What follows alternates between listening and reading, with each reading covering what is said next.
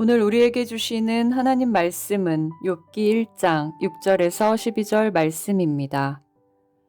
하루는 하나님의 아들들이 와서 여호와 앞에 섰고 사탄도 그들 가운데에 온지라. 여호와께서 사탄에게 이르시되 내가 어디서 왔느냐? 사탄이 여호와께 대답하여 이르되 땅을 두루 돌아 여기저기 다녀왔나이다. 여호와께서 사탄에게 이르시되 내가 내 종 욥을 주의하여 보았느냐? 그와 같이 온전하고 정직하여 하나님을 경외하며 악에서 떠난 자는 세상에 없느니라. 사탄이 여호와께 대답하여 이르되 욥이 어찌 까닭없이 하나님을 경외하리이까? 주께서 그와 그의 집과 그의 모든 소유물을 울타리로 두르심 때문이 아니니이까? 주께서 그의 손으로 하는 바를 복되게 하사 그의 소유물이 땅에 넘치게 하셨음이니이다. 이제 주의 손을 펴서 그의 모든 소유물을 치소서. 그리하시면 틀림없이 주를 향하여 욕하지 않겠나이까? 여호와께서 사탄에게 이르시되 내가 그의 소유물을 다 내 손에 맡기노라. 다만 그의 몸에는 내 손을 대지 말지니라. 사탄이 곧 여호와 앞에서 물러가니라.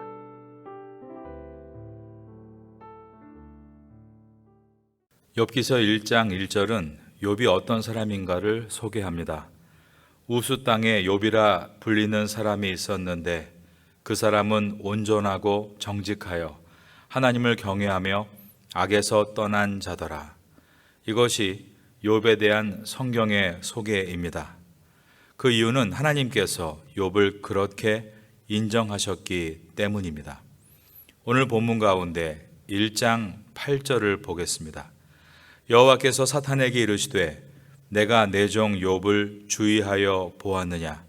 그와 같이 온전하고 정직하여 하나님을 경외하며 악에서 떠난 자는 세상에 없느니라.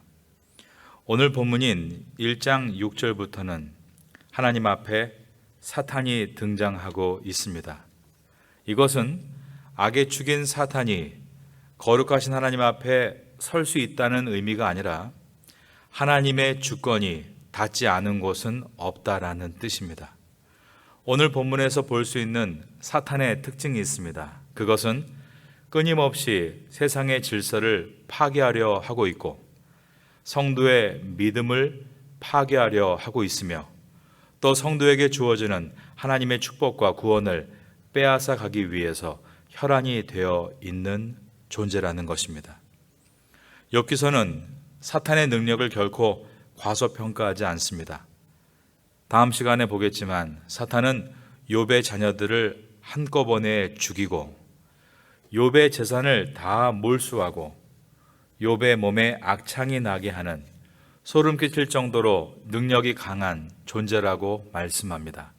그렇지만 욥기서는 사탄의 능력을 부인하지는 않지만 이 사탄의 능력은 하나님의 주권 아래에 있으며 사탄은 오직 피조물에 불과하다는 것을 강조하고 있는 것입니다. 그러므로 욥기서를 통해서 깨닫는 것은 성도는 사탄의 능력을 부인하지는 않지만 하나님의 은혜와 능력으로 사탄의 능력을 극복할 수 있다라는 것입니다. 사탄의 능력이 아무리 크다 할지라도 하나님의 주권 아래에 있는 능력이고 사탄의 권모술수가 아무리 깊다 할지라도 그것은 하나님의 불꽃 같은 눈에 감시되는 책략에 불과하며 사탄의 활동 역시 하나님의 허락 아래에 시행되는 지극히 제한적이라는 사실을 욥기서는 보여주고 있는 것입니다. 욥기서를 통해서 사탄을 향해 두려워하는 마음을 벗어버리고 사탄을 향해 하나님의 이름으로 담대히 나아가 싸우고 승리할 수 있는 여러분 될 수 있기를 예수님의 이름으로 축원합니다. 사탄은 하나님 앞에 욥을 참소했습니다.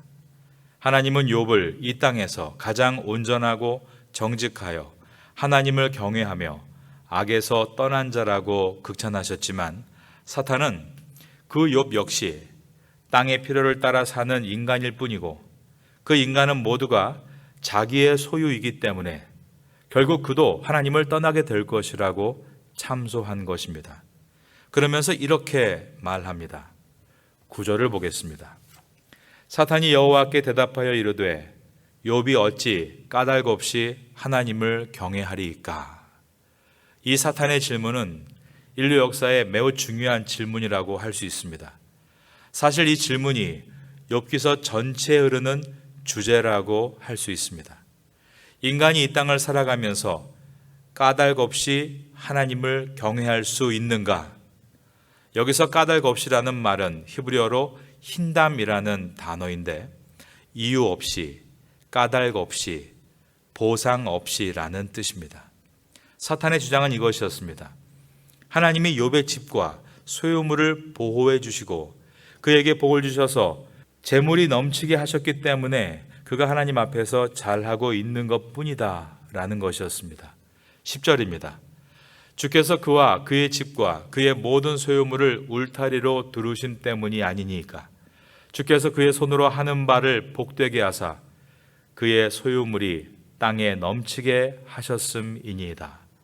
여기서 울타리로 두르셨다는 말은 욥과 그의 집안을 불행과 악으로부터 보호해 주셨다는 의미입니다.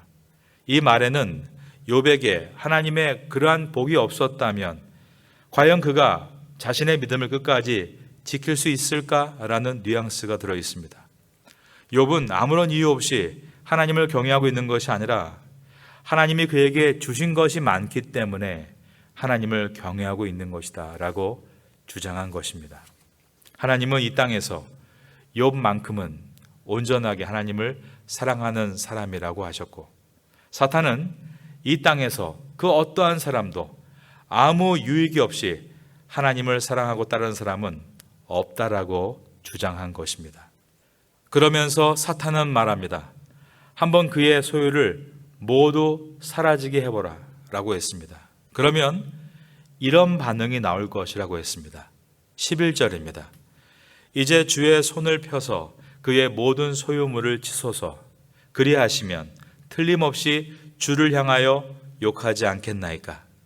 그러므로 하나님께서는 사탄의 도발에 대해서 욥을 이 땅에 하나님을 경외하는 자의 대표로 세우시고 그를 시험하도록 허락하셨습니다. 12절입니다.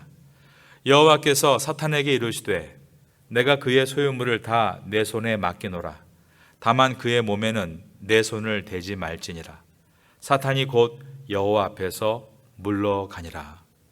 하나님께서 사탄에게 욥의 고난을 허락하신 이유는 욥이 이 땅에서 경건의 삶을 사는 것이 이 땅에서 얻은 소유 때문이 아니라 하나님 때문임을 사탄에게 그리고 온 세상에게 보여주시기 위해서였습니다.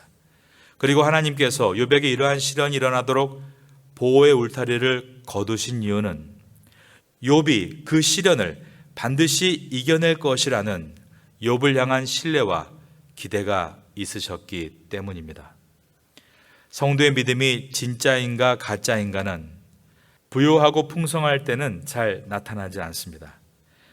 가난하고 빈곤할 때 나타납니다. 하나님을 위해 자기가 움켜쥔 마지막 것을 놓을 수 있는가? 아브라함은 하나님의 명령에 움켜쥐고 있던 독자 이삭을 내려놓음으로 그의 믿음이 오직 하나님을 향한 순전한 믿음임을 보여주었습니다.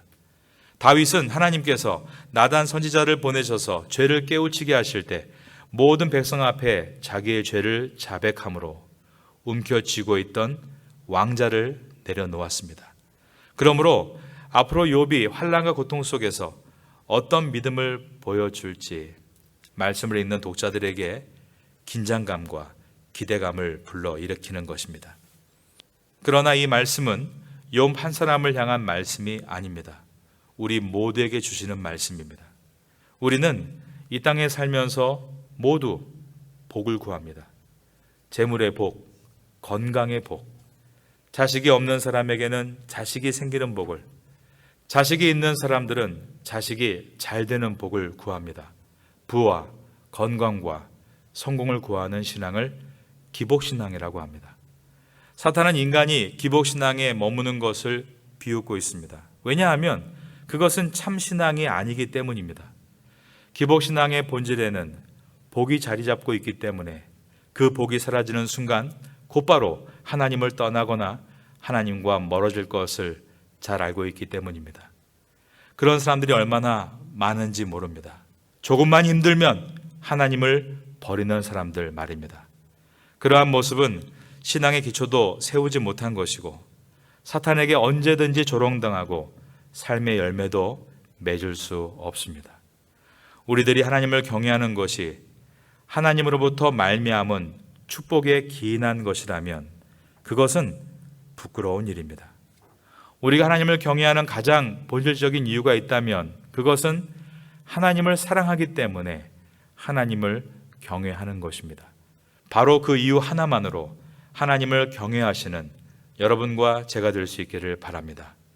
우리는 까닭 없이 하나님을 경외할 수 있어야 합니다. 왜냐하면 하나님께서 까닭 없이 우리를 사랑하시고 우리를 구원하셨기 때문입니다. 그러한 참된 믿음을 가지고 신앙생활을 할 수 있는 우리 모두가 될 수 있기를 예수님의 이름으로 축원합니다.